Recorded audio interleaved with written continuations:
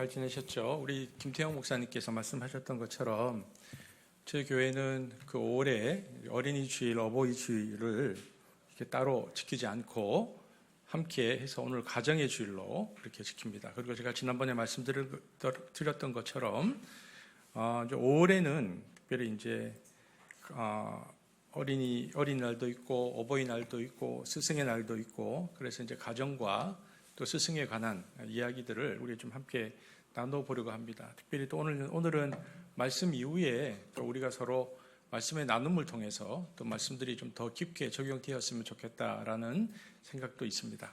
제가 다시 한번 기도하겠습니다. 아버지 하나님 감사합니다.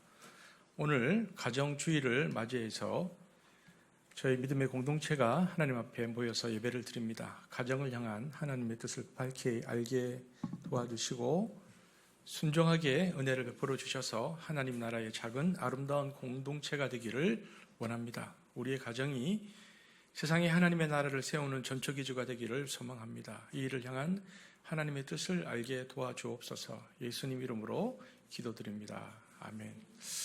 여러분, 우리가 이제 오늘 제목 먼저 한번 볼까요? 제목 한번 띄워주십시오. 제목 한번 읽어보겠습니다. 시작. 설교가 어떨 것 같습니까? 오늘 본문에서 제목이 이러면 이게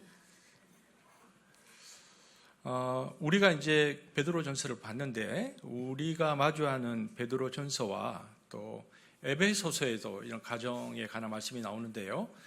베드로전서와 에베소서의 가르침, 흔히 이제 가정훈이라고 부르는 이 텍스트를 대할 때 우리가 먼저 우리의 선입견을 깨야 합니다. 뭐냐 하면은 사실 이런 가정훈들이 이제 베드로전서에도 있고 에베소에서도 있지만 이 가정의 교훈들은 당대, 지금부터 2000년 전 당대 사람들에게 그렇게 낯선 게 아니었습니다. 오히려 너무나 익숙해서 공기처럼 당연한 것들이었습니다.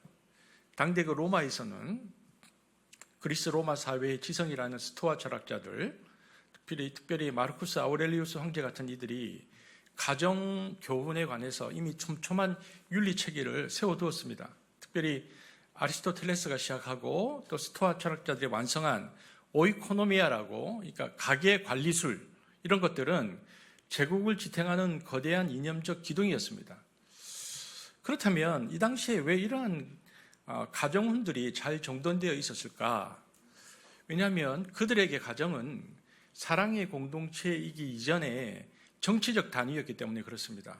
아버지는 통치자로, 아내는 조력자로, 자녀와 노예는 피지배자로 배치되는 이 완벽한 수직적 질서야말로 제국의 안녕을 보장하는 우주적 이성이라고 그들은 믿었기 때문입니다.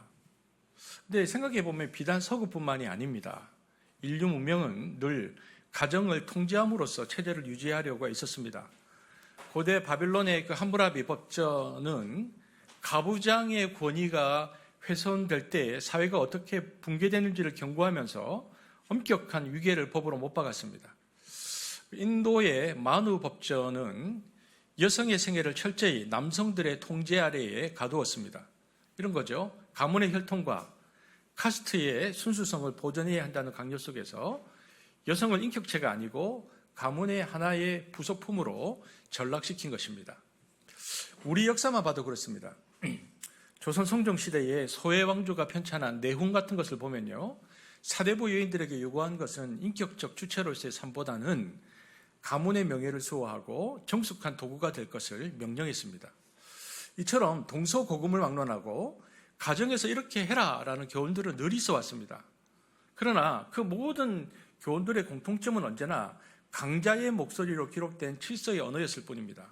그러니까 세상의 가정훈은 이런 특징을 가지고 있습니다. 늘 어떻게 하면 아랫사람을 잘 다스려서 이 체제를 유지할까, 이것을 고민했다는 것입니다. 하지만 사도들이 전한 하나님 나라의 가정훈은 그 뿌리부터가 전혀 다릅니다.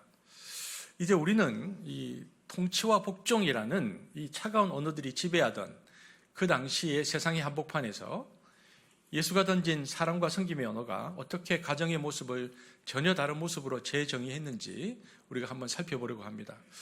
여러분, 오늘 본문을 우리가 쭉 읽었잖아요. 3장 1절부터 7절까지 읽었는데 여러분 금방 쭉 읽으시면서 어떤 생각이 드셨습니까? 혹시 아무 생각이 없으셨습니까? 특징이 뭐였죠? 제가 그냥 질문해 보겠습니다. 아내에 대한 얘기가 많았습니까? 남편에 대한 이야기가 많았습니까? 오늘 우리 읽었던 본문 중에서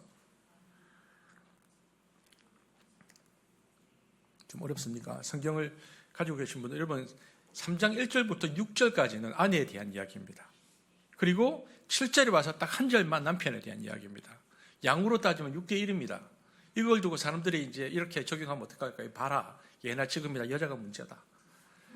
사도가 이렇게 잔소리를 길게 늘어놓은 거 보니까 남편들은 별 문제가 없어서 짧게 기록하고 여자들은 그때나 지금이나 문제가 많다.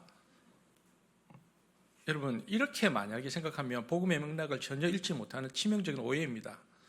우리는 오늘 본문에서 왜 아내들 향한 권면이 6대 1의 비율로 이토록 길고 세밀한지 그 행간에 숨겨진 역사적 진실을 보아야 하는데, 결론부터 먼저 이야기하면은 초대교회는 제국이 외면한 이들이 모여든 사회적 약자들의 거대한 피난처였기 때문에 그렇습니다.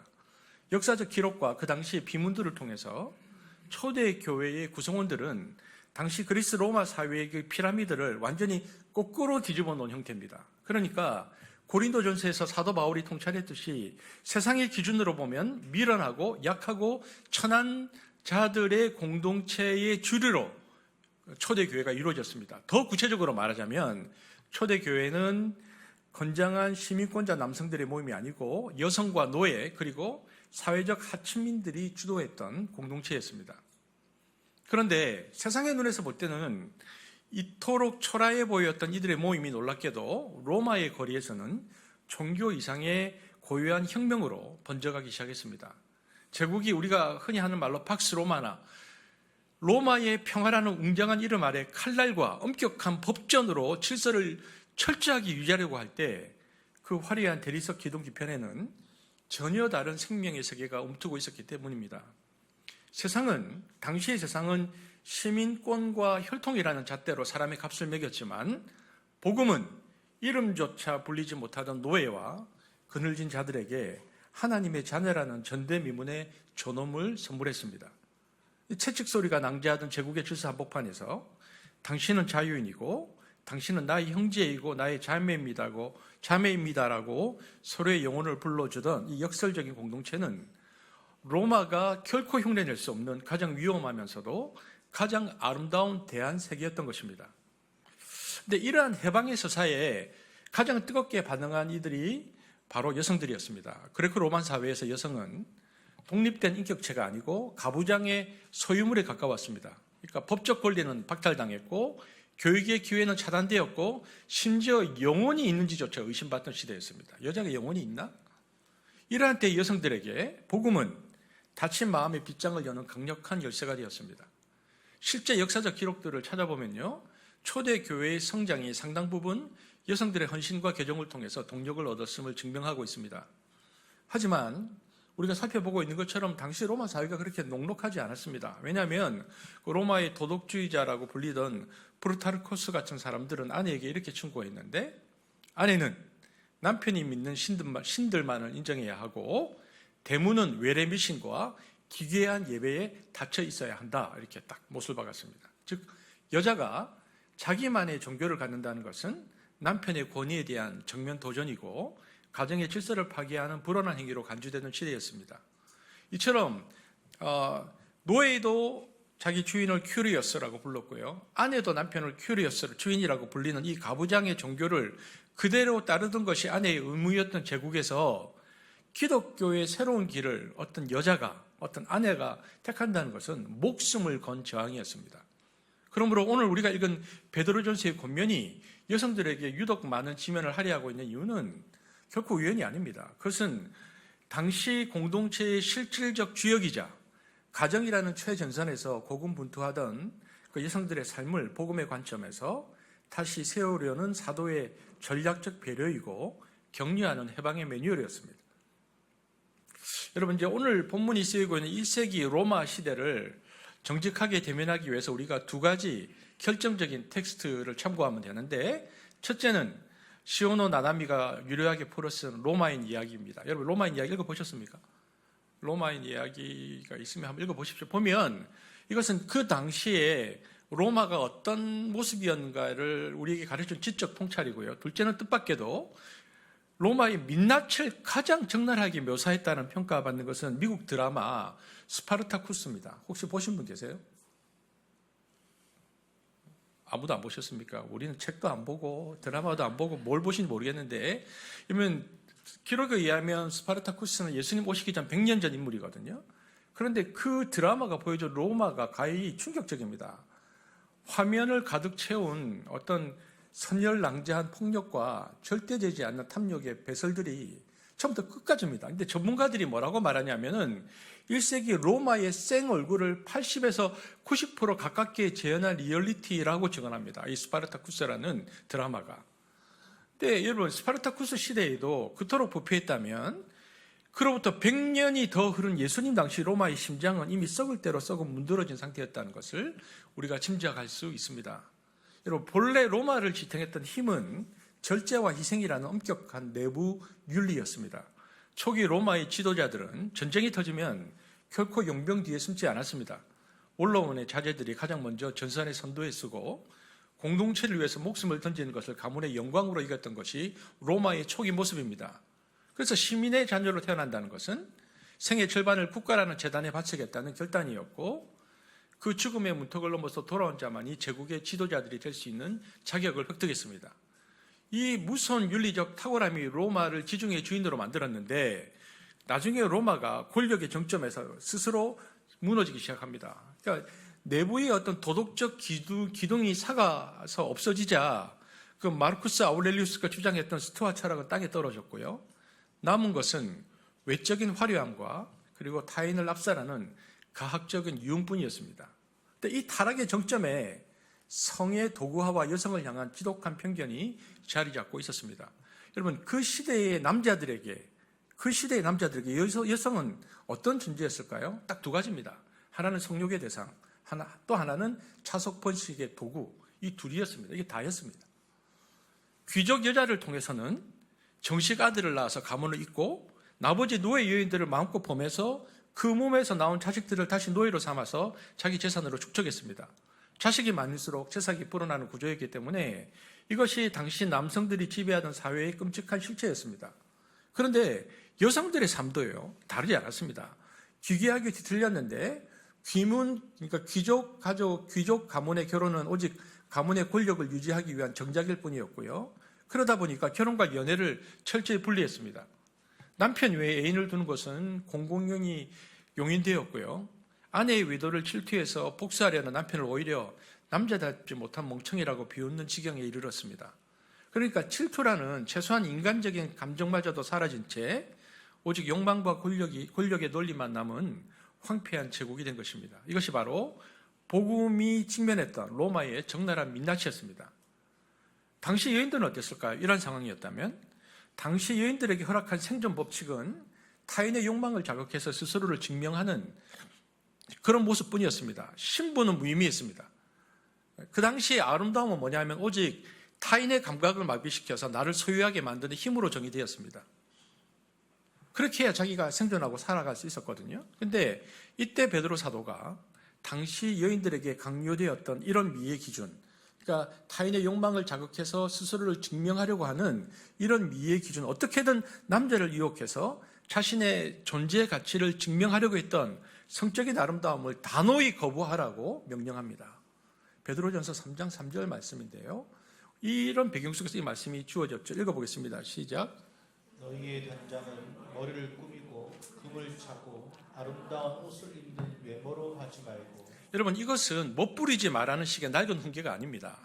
사도가 이를 금한 것은 장식 자체에 대한 혐오가 아니고 오히려 누가 당신의 가치를 결정하게 될 것인가를 묻는 치열한 존재감의 문제입니다. 제국의 여인들이 화려한 의복으로 자신의 가치를 증명하려고 할 때 그리스도의 여인들은 타인의 평가라는 감옥을 깨고 나와서 자신의 실존을 직면해야 했습니다. 그래서 베드로전서 3장 4절에 그들에게 베드로 사도가 이렇게 요구합니다. 시작.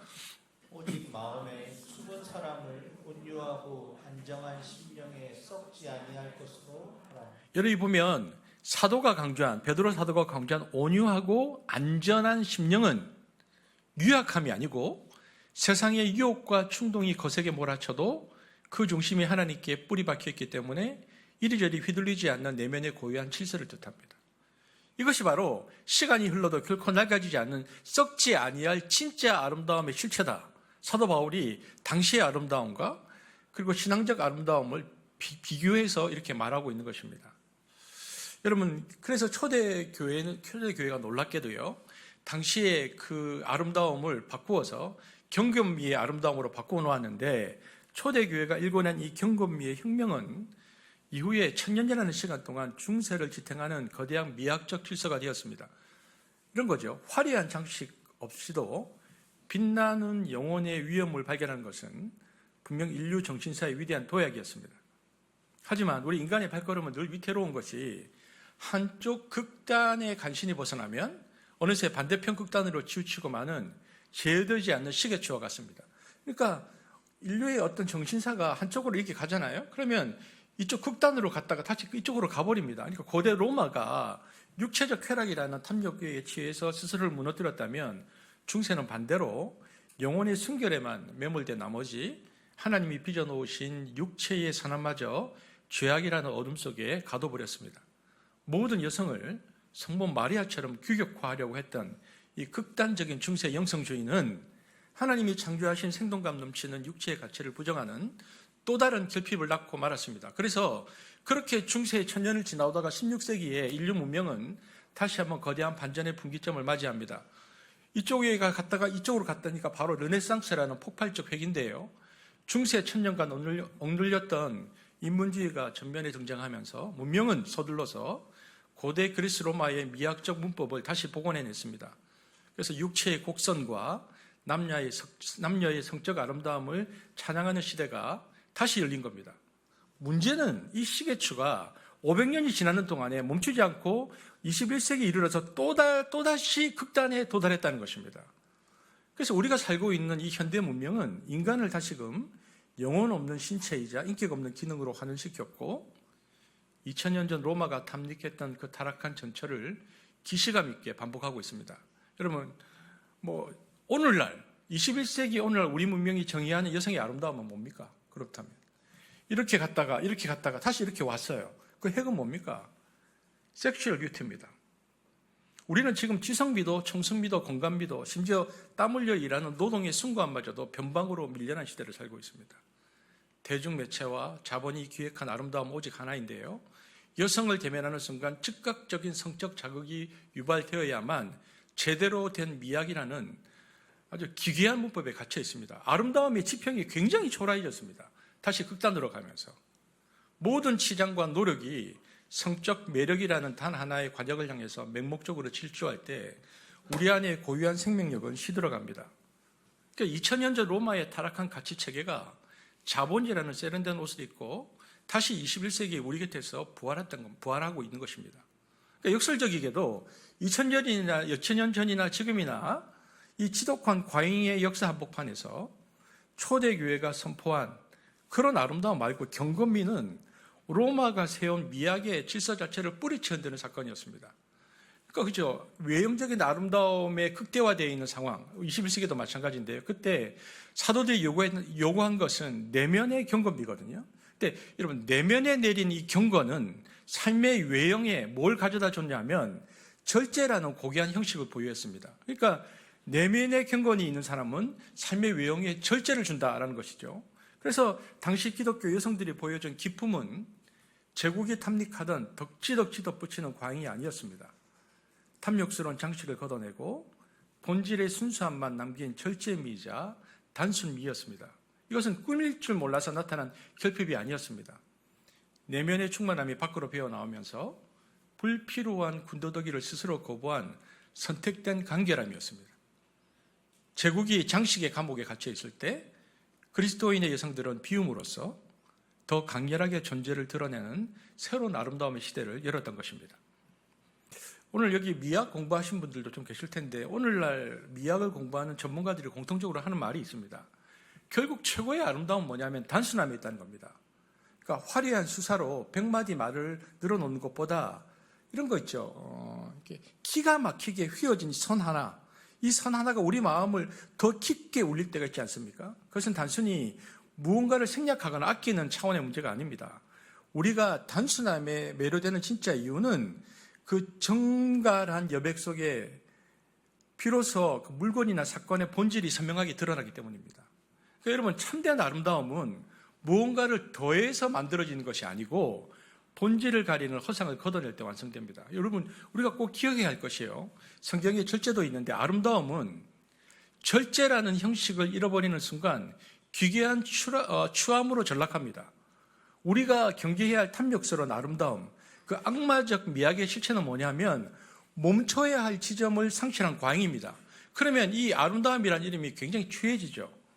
자신을 증명하려는 욕망 때문에 이것저것 덕지덕지 덧칠하다 보면 어느덧 고유한 인격의 빛은 사라지고 징그러운 탐욕만 남게 됩니다.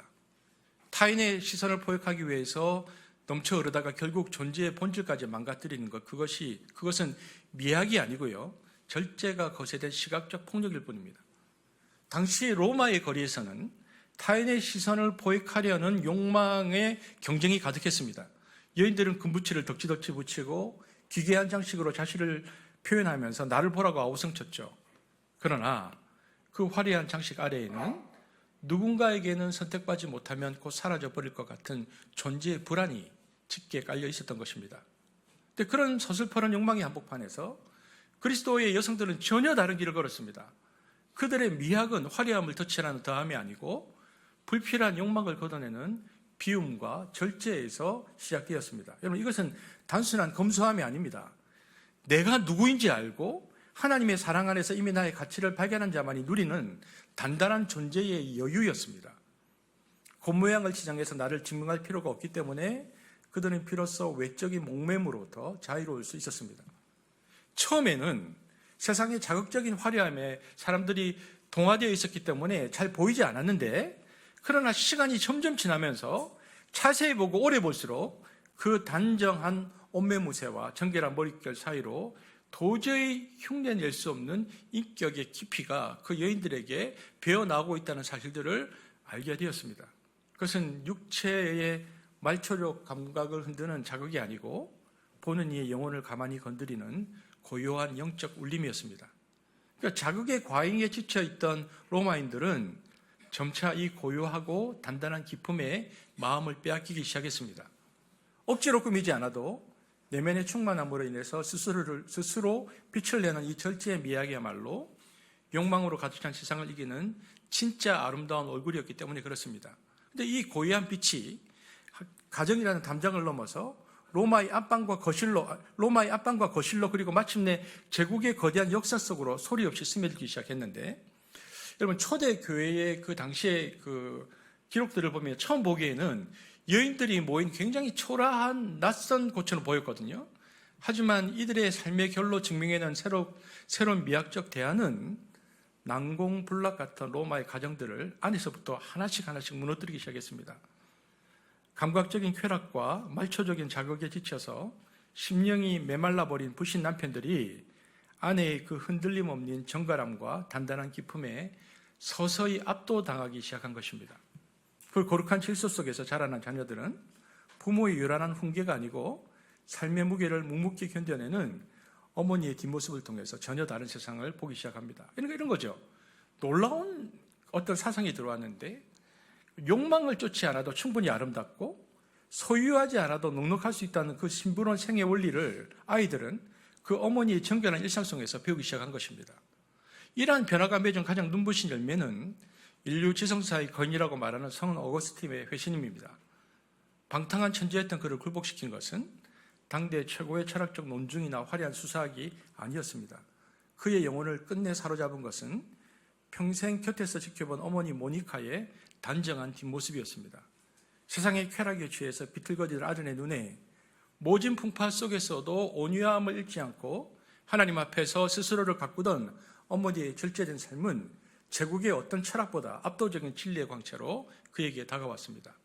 그러니까 결국 역사를 바꾼 성자는 한 여인의 무릎 위에서, 그리고 그 여인의 썩지 않은 아름다움의 매료되어서 탄생한 것입니다. 그런데 이 고유한 변화는 한 천재의 회심으로 머물지 않았습니다. 모니카가 아들을 빚어냈듯 이름 없는 수많은 여인들 삶 속에 깃든 이 정결한 기품은 로마라는 거대 조직의 골조를 안으로부터 서서히 뒤흔들고 있었습니다. 개인의 내면에서 피어난 정결한 행실이 가정이라는 실빌줄을 타고 흘러서 마침내 한 문명의 근간을 바꾸는 윤리적 대변동의 거대한 파도가 된 것입니다. 결국 로마를 기독교 문명으로 바꾼 것은 결정적인 동력은 칼을 든 군인도 아니고요, 법을 만든 정치가도 아니었습니다. 제국의 심장부에 복음의 씨앗을 심고 마침내 꽃을 피워낸 사람들은 역사의 행간에 이름 한 줄 남기지 않았으나 묵묵히 제자리를 지켰던 초대교회 아내들과 어머니들이었습니다. 세속의 유혹을 하나님의 경건으로 치환한 이들의 결단이 남편과 자녀의 영혼을 먼저 깨웠고, 그렇게 변화된 이들이 사회 곳곳에서 새로운 영적 지도력을 형성하기 시작한 것입니다. 그러므로 로마라는 거대 체제를 안으로부터 무너뜨린 가장 치열한 전선은 황제의 궁궐이나 원로원의 엄숙한 회의실이 있지 않았습니다. 그 전선은 그리스도인 여인들이 매일같이 마주하고 눈물로 기도하고 심었던 가정이라는 일상의 한복판이 확장되어서 로마가 변화된 것입니다. 그렇다면 그 평범하기 그지없는 일상이 어떻게 거대 제국을 굴복시키는 놀라운 에너지가 되었을까? 사도 바울이 그 비결을 우리에게 말해주고 있는 것이 오늘 본문이죠. 3장 1절에 보면 사도 바울이 이렇게 말하고 있습니다. 한번 같이 읽어보겠습니다. 시작. 아내들아, 이와 같이 자기 남편에게 순종하라. 이는 혹 말씀을 순종하지 않는 자라도 말로 망령치 않고 그 아내의 행실로 말미암아 구원을 받게 하려 함이니. 여기 보세요. 여기서 사도가 말하는 자기 남편은 누구일까요? 단순히 성격이 까칠한 남편이 아닙니다. 1절 읽어보면 뭘 알 수 있냐면, 복음의 빛을 본 아내와 달리 여전히 제국의 타락한 가치관이 머물러 있는 믿지 않는 남편을 말하는 겁니다. 사도는 그 믿지 않는 남편을 가리켜서 혹 말씀을 순종하지 않는 자라도라고 표현했습니다. 그러니까 믿지 않는 남편, 바로 이 지점에서 우리는 성경이 말하는, 여러분, 왜냐하면 성경을 읽어보면 계속 순종이 나오거든요. 그런데 성경이 말하는 순종의 진짜 핵심 가치를 발견합니다. 그것은 뭐냐면 바로 말씀입니다. 그러니까 베드로가 아내들에게 순종하라고 권면할 때 그 근거는 남편의 권위가 아닙니다. 아내가 이미 하나님의 말씀에 먼저 순종한 사람이 되었기 때문에입니다. 그러니까 생각해 보십시오. 남편이 주인이던 여자가 이제는 창조주 하나님을 주인으로 모시게 되었습니다. 그러니까 이제 이 여인에게 가장 두려운 권위는 남편의 말이나 채찍이 아니라 하나님의 말씀이었습니다.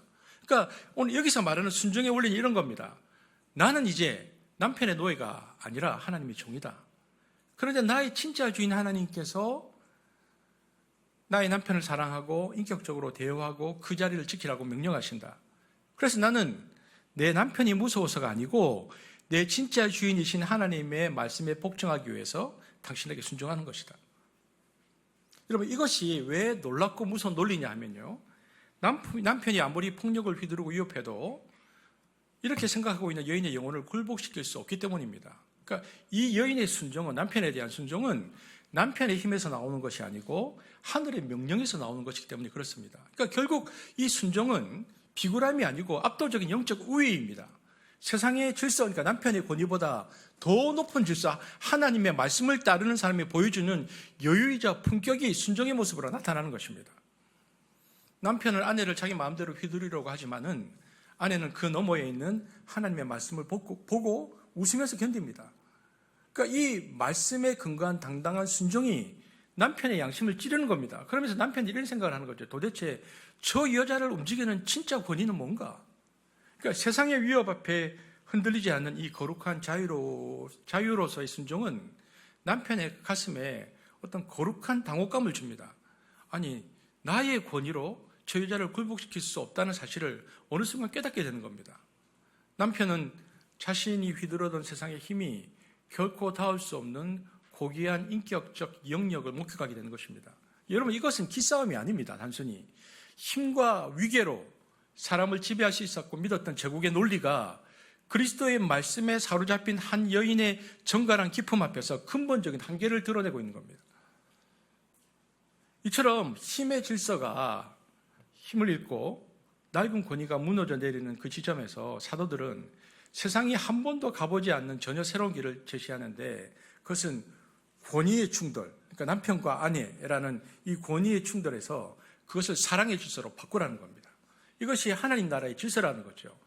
베드로와 사도 바울은 공통적으로 가정을 회복을 위해서, 그래서 남편과 아내에게 권위의 충돌에서 사랑의 질서로 바꾸기 위해서 각각 다른 명령을 얘기하고 있는데, 오늘 본문에도 나오고 있지만 아내에게서는 순종을, 남편에게는 뭘 요구하죠? 남편에게는 사랑을 요청합니다. 여러분, 여기서 인류 역사가 한 번도 경험하지 못했던 파격적인 우선순위의 원리가 나옵니다. 뭐냐면 순종과 사랑 중에서 누가 이 변화를 위해서 먼저 자기를 깨뜨려야 하는가라는 질문 속에서 성경은 주저없이 한 번도 인류 역사에 없었는데 남편이 먼저 사랑해야 한다라고 말하는 것입니다. 왜 남편이 먼저여야 합니까? 성경은 그 근거로 그리스도와 교회의 관계라는 거대한 신학적 배경을 가져옵니다. 에베소서 5장 25절입니다. 이것이 근거입니다. 이것이 근거. 이전에 한 번도 남편이 먼저 해야 한다라는 그 사상이나 가치가 없던 시대에 사도 바울이 이것을 제시하는 것인데요. 25절입니다. 시작. 남편들아 아내 사랑하기를 그리스도께서 교회를 사랑하시고 그 교회를 위하여 자신을 주심같이 하라. 여러분 한번 생각해 보십시오. 교회가 주님을 먼저 사랑해서 주님이 오셨습니까? 아니잖아요. 우리는 여전히 죄 가운데 있었고 그분을 거부했습니다. 하지만 주님이 먼저 우리를 찾아오셨고 먼저 생명을 내어주셨습니다. 이 선제적 사랑이 죽어있던 우리를 살려서 교회를 탄생시킨 것입니다. 초대교회 성도들이 죽음 앞에 서서 당당히 신앙을 지키고 순교적 순종을 할 수 있었던 이유가 무엇입니까? 그것은 의무나 공포 때문이 아닙니다. 머리 대신 주님, 즉 교회의 남편 되신 그리스도께서 먼저 십자가에서 자신을 던져서 희생적인 사랑을 확증해 주셨기 때문입니다. 죽기까지 나를 사랑하신 그 압도적인 은혜에 감동했기에 교회는 기꺼이 목숨을 걸고 그분께 순종으로 응답한 것입니다. 근데 가정 안에서 이 원리가 동일하게 적용된다고 말하는 것입니다. 남편의 성질이, 그리고 남편의 그 위압적인 태도가, 혹은 딱 말 안 하죠. 집에 들어오면 남편의 그 차가운 침묵에 지쳐서 아내가 마지못해서 져주는 거, 이거 성경이 말하는 순종이 아닙니다. 그런 관계 속에서 아내가 그냥 져주잖아요. 그러면 그 여인은 그 안에서 굉장히 비참함이 들고요, 공허함이 느낄 뿐입니다. 거기는 어떤 영적인 기쁨도 자발성도 없습니다. 그러나 성경이 말하는 사랑에 근거한 순종은 다릅니다. 그것은 굴욕이 아니고 영광스러운 응답입니다. 이런 거죠. 아내 마음속에 남편을 바라보면서 이런 생각이 드는 겁니다. 이 남자는 내 남편을 떠나서 인격적으로 정말 귀한 사람이다. 내가 도저히 흉내낼 수 없는 성품과 십자가의 사랑을 가진 사람이다라는 깊은 신뢰와 감동이 아내에게 딱 들어오면 여인은 비로소 당신의 고귀한 생애 속에 내 삶을 기꺼이 포기해 놓고 싶습니다라고 고백하게 됩니다. 이것이 바로 그리스도와 교회의 관계를 남녀에게 적용하라고 하신 사도 바울의 핵심 교훈입니다. 그렇다면 아내의 이 고귀한 응답을 이끌어야 할 책임이 누구에게 있다고 말합니까? 남편에게 있다고 말하는 거죠. 그리스도께서 교회를 위해서 당신의 전부를 내어주신 것처럼 남편이 아내를 위해서 자신의 존재를 먼저 내어주는 사랑을 해야 한다. 사도 바울이 얘기하고 있는 것입니다. 그러니까 남편이 자신의 권위를 앞세우기보다 아내를 존재 자체로 깊이 존중하며 섬길 때 아내는 그 사랑의 토대 위에서 비로소 자발적인 순종의 꽃을 피우게 됩니다. 남편의 인격이 아내의 영혼을 깊이 감동시킬 때 가정은 더 이상 힘의 대결장이 아니고 천국의 모형으로 변모합니다.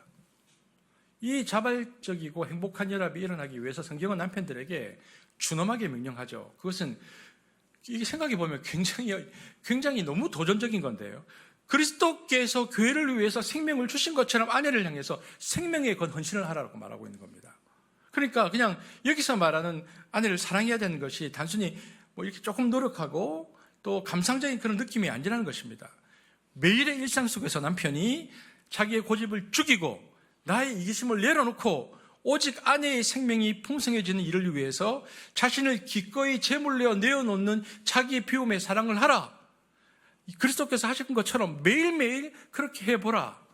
그래서 이런 거죠. 남편의 마음속에 내가 오늘 아내를 위해서 어디까지, 무엇까지 나를 내어줄 수 있을까를 묻는 이 정성스러운 사랑이 성경이 가르쳐주는 남편의 길입니다.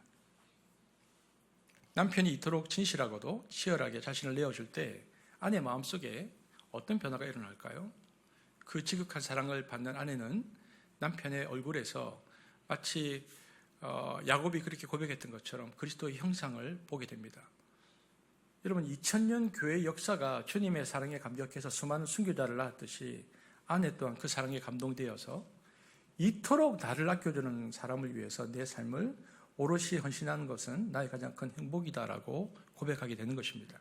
그러니까 여러분, 이것이 복음이 우리에게 보여주는 신비인데 이런 거죠. 내가 먼저 죽음으로써 상대의 생명을 살리고 그 살아난 생명의 나를 다시 존귀하게 여기는 사랑과 존중의 거룩한 선순환입니다.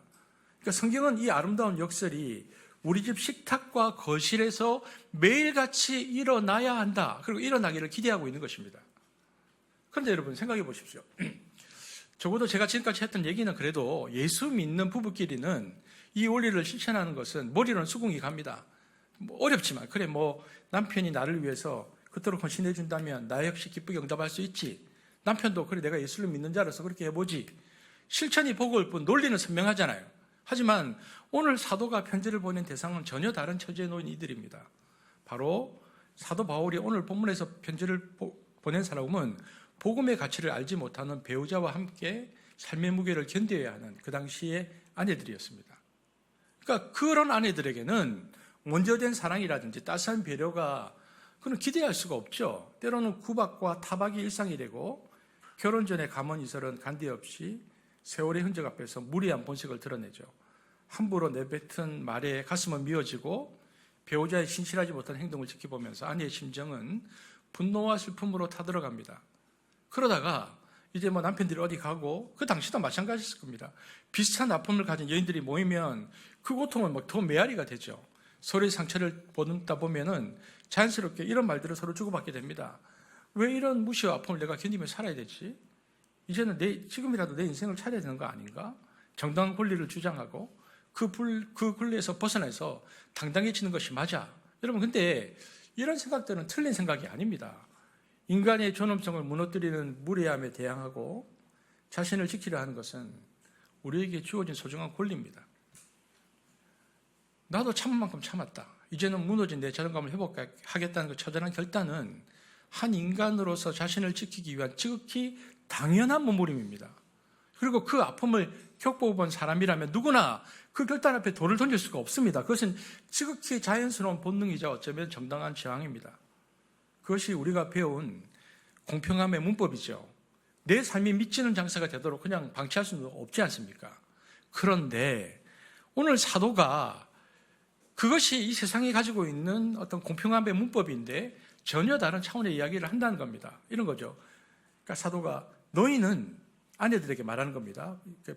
불신 남편의 아내들에게 너희는 남편의 사랑에만 매달려 살 존재가 아니다. 그러면서 그리스도 여인들에게 이렇게 말합니다. 사도 바울의 얘기를 요약하면 오늘날 말로 바꾸면 여러분 기억하십시오. 남편이 주지 못한 사랑, 남편이 배신하고 핥힌 그 빈자리를 누가 채우셨습니까? 바로 예수 그리스도이십니다. 남편의 사랑은 가변적이고 초라하지만 여러분 안에 흐르는 주님의 사랑은 질적으로 다르고 양적으로도 완전합니다. 세상 그 어떤 여자들도 갖지 못한 하늘의 그 사랑이 이미 여러분 안에 넘치고 있다는 사실을 잊지 마십시오. 그러면서 사도는 지금 그 부유함의 근거를, 그 신비로움의 부유함의 근거를 이렇게 말하는데, 그리스도 아내들이여, 당신들은 이미 주님으로 인해서 가장 부유한 자들이 아닙니까? 주님의 그 넉넉한 사랑이 당신들을 붙들고 있다면 사랑할 줄 몰라서 방황하는 저 가난한 남자의 허물을 조금 더 견뎌주고 품어줄 수 있는 마음의 여유가 당신들에게 있지 않습니까? 그러니까 이 지점에서 사도가 강조하고 있는 것은 뭐냐면 그리스도인 아내들의 영적 우위를 사도가 확인시켜 주는 겁니다. 이건 굴정이 아닙니다. 오히려 더 큰 사랑을 소유한 자만이 보여줄 수 있는 거룩한 여유입니다. 그러니까 베드로가 그래서 그 얘기를 하고 싶어서 사라의 삶을 통해서 믿지 않는 남편에게 하는 순종이 결코 무력한 굴정이 아니면 오늘 본문에서 말하고 있는데, 우리는 그냥 생각하면 순종을 자기 자아를 지우고 타인의 의지에 자신을 내맡기는 수동적 태도로 오해하는데, 베드로전서 3장 6절에 이렇게 말하죠. 그런 안전한 해석의 균열을 냅니다. 사도 베드로가 읽어보겠습니다. 시작. 사라가 아브라함을 추라침하여 순종한 것 같이 너희는 선을 행하고 아무 두려운 일에도 놀라지 아니하면 그의 딸이 된 것입니다. 여러분 6절이 굉장히 해석이 중요한데요. 이 본문에서 사라가 아브라함을 순종했잖아요. 근데 뭐라고 말하고 있냐면 베드로가 아브라함이 주라고. 근데 아브라함은 존경받을 만한 주 로드의 모습이 아니었다는 겁니다. 그는 어떤 자였습니까? 자신의 목숨을 구걸하려고 아내를 누이라고 속이고 방치했던 무책임한 남자였습니다. 근데 여기서 사라의 순종이 빛을 발하죠. 만약 사라가 눈앞에 남편만 보였다면 그는 분노하거나 도망쳤겠죠. 하지만 사라는 남편의 비겁함보다 하나님이 세우신 가정의 질서를 더 크게 보았다는 겁니다. 그러니까 상대가 자격이 있어서 속이는 것이 아니고 하나님이 내게 맡기신 아내라는 자리를 지키기 위해서 기꺼이 머리를 숙인 것인데, 그래서 보십시오. 사라가, 성경 한 본문 좀 띄워주실래요? 사라가 아브라함을 칭하여 주라 순종한 것 같이. 근데 이 순종이 뭐냐면 그렇게 순종한 것이 선이라는 것입니다.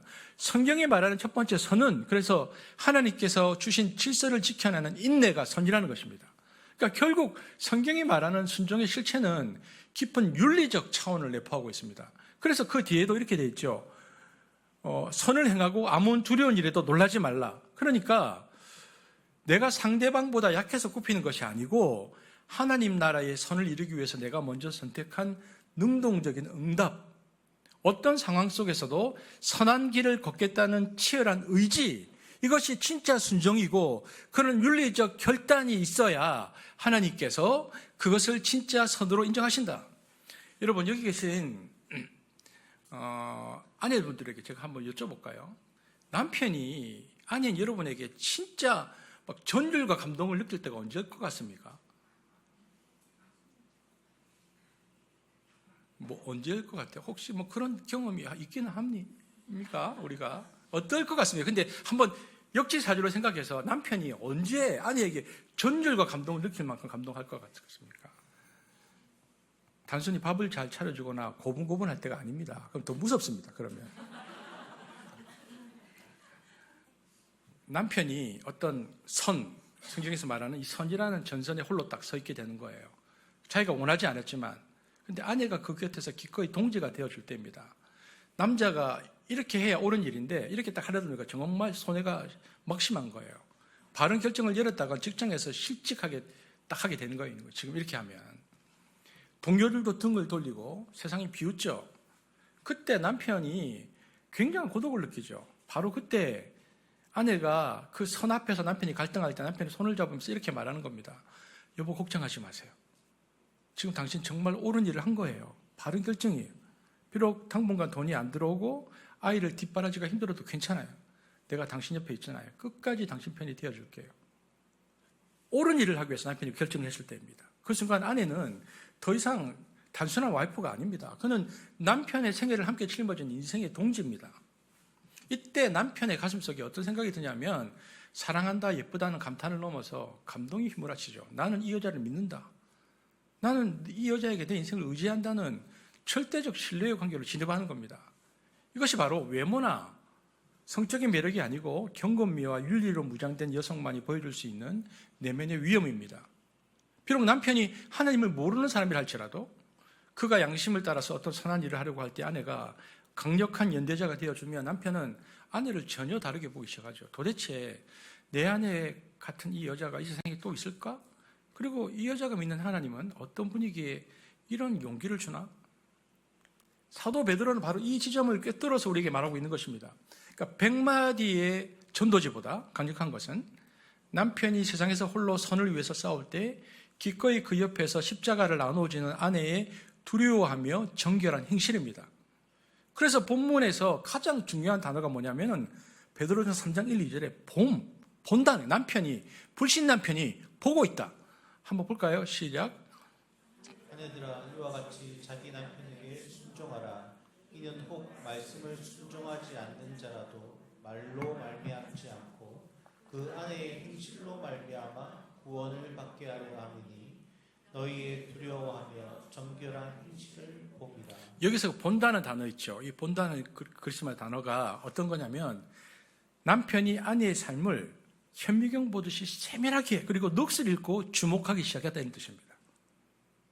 그러면서 남편이, 안 믿는 남편이 아내의 삶을 계속 보면서 어떤 결론에 이르냐면 우리 아내는 확실히 다르다.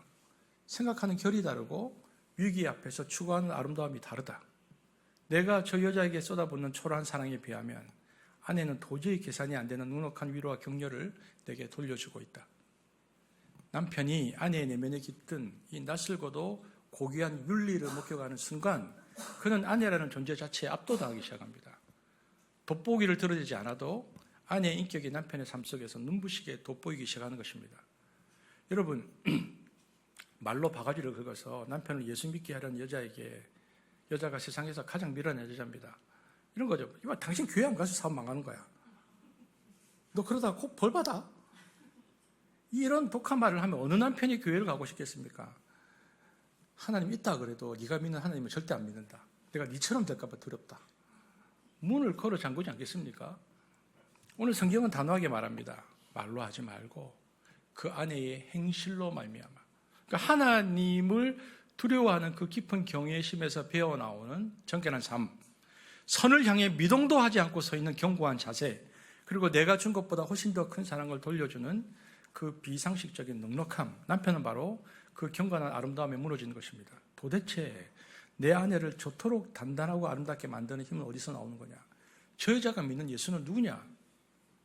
남편이 아내의 행실에 깊은 감동을 받는 순간 비로소 구원의 문이 열립니다. 여러분, 그렇게 이게 1절부터 6절까지 말씀이거든요. 그렇게 해서 안 믿는 남편이 이제 예수를 믿게 되었어요. 베드로는 이제 교회 안에서 들어온 믿음의 남자들에게 권면을 하고 있는 겁니다. 그래서 믿게 된 남자들에게 3장 7절에 이렇게 말합니다. 읽겠습니다. 시작. 지식을 따라 너희 아내와 동거하고 그를 더 연약한 그릇이요 또 생명의 은혜를 함께 이어받을 자로 알아 귀히 여기라. 여러분, 고대 로마와 그 주변 사회에서 여자는 아까 말씀드렸던 인격체가 아니었습니다. 그러니까 노예를 가르쳐서 말하는 짐승이라고 불렀거든요. 근데 말하는 짐승이라고 불렀다면 아내는 그거보다 겨우 조금 위에 있는 존재, 여자가 당시 그랬습니다. 그러니까 남성에게 종속된 부속물에 불과했죠. 여러분, 고대 설화들을 보세요. 딴 거 떠나서 그러니까 남성은 언제나 하늘의 아들로 그려지지만 여성은 짐승으로 기원하죠. 우리 당군 설화도 그렇잖아요. 남자는 하늘의 아들이고 여자는 곰에서 나오잖아요. 이런 신화적 장치들은 여자는 본래 열등하니까 복종해야 한다는 가부장적 위계질서를 강화하는 도구였거든요. 그러니까 여자를 멸시하고 무시하는 것이 당연시대는 야만의 시대였는데, 그런데 성경이 뭐라고 명령합니까? 지식을 따라 아내와 동거하라. 여기서 말하는 지식이 뭘까요? 이 지식은 하나님이 세상을 어떻게 창조했는지, 인간의 존엄이 어디서 오는지 깨닫는 복음의 지식입니다. 그러니까 하나님의 말씀을 제대로 깨달으면 여자에 대한 태도가 근본적으로 바뀐다는 것입니다. 더 이상 그 당시의 신화나 가치가 만든 허구적 위계에 속지 않는다는 거죠. 내 옆에 아내가 짐승의 후예가 아니고 하나님의 형상을 닮은 고귀한 존재임을 알게 됩니다. 참된 지식이 들어올 때 비로소 남자는 여자를 무시하지 않고 귀하게 여기기 시작합니다.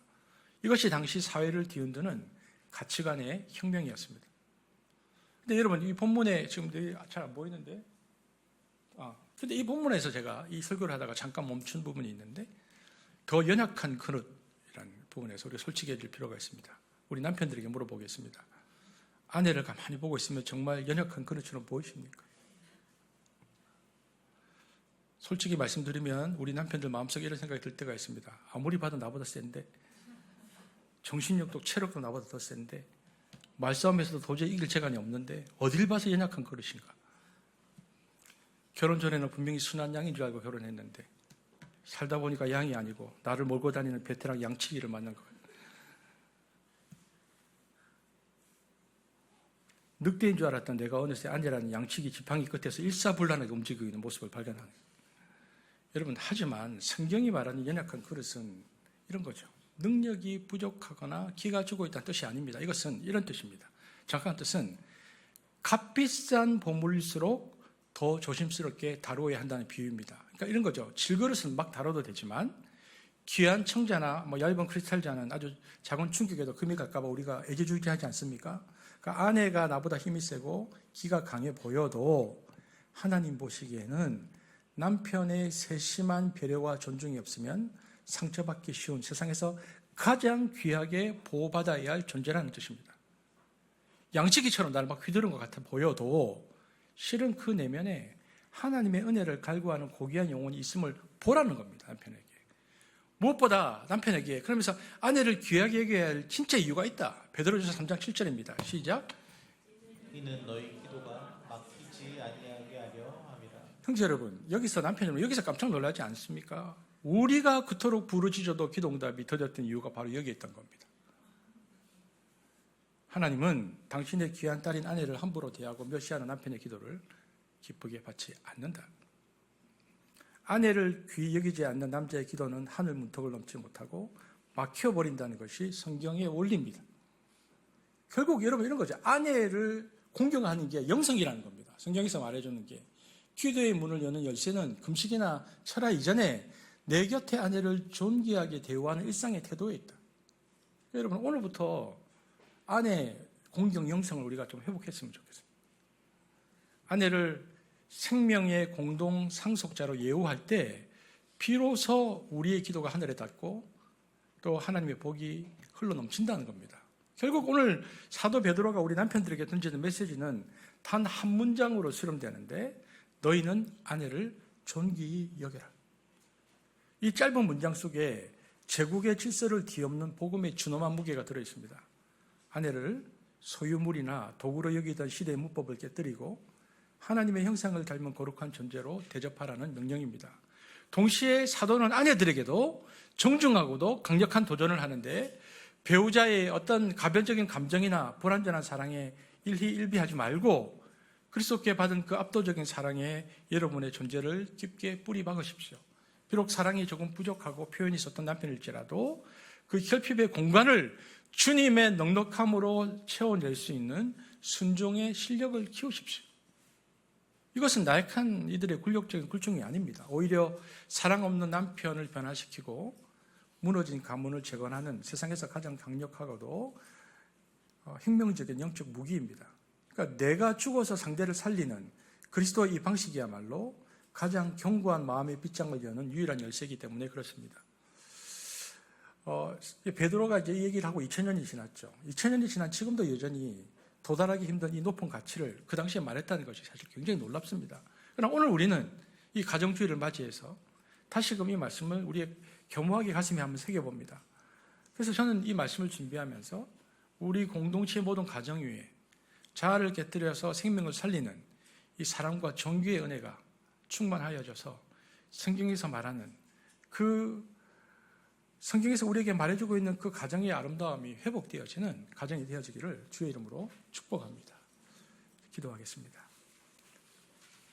생명의 근원이신 주님, 오늘 우리는 제국의 화려한 외벽 뒤에 숨겨진 차가운 질서를 보았습니다.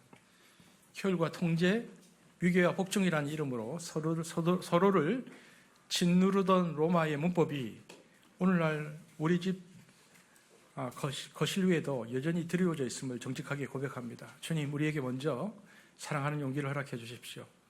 남편들이 먼저 자기 자존심과 고집을 십자가 앞에 내려놓게 하옵소서. 아내를 내 뜻대로 다스리려 했던 오만의 손을 거두고 그 존재를 존귀히 받드는 겸손한 손을 갖게 하여 주옵소서. 내가 먼저 죽음으로써 아내의 생명이 환하게 꽃피는 그 신비로운 기쁨을 맛보게 하여 주옵소서. 아내들에게는 세상을 이기는 영적인 부유함을 다하여 주옵소서. 남편의 빈약한 사랑에 목말라하며 흔들리는 존재가 아니고 주님이 부어주시는 그 넉넉한 사랑의 뿌리를 내린 단단한 나무가 되게 하여 주옵소서. 그리하여 배우자의 허물과 결핍조차 넉넉히 품어 안는 거룩한 여유를 갖게 하시고 어떤 위협 앞에서도 선을 포기하지 않는 담대한 순종의 길을 걷게 하여 주옵소서. 우리의 평범한 일상을 제국을 뒤흔드는 사랑의 전초기지로 삼아주실 주님을 신뢰하고 우리를 먼저 사랑하셔서 당신의 전부를 내어주신 예수 그리스도 이름으로 기도합니다.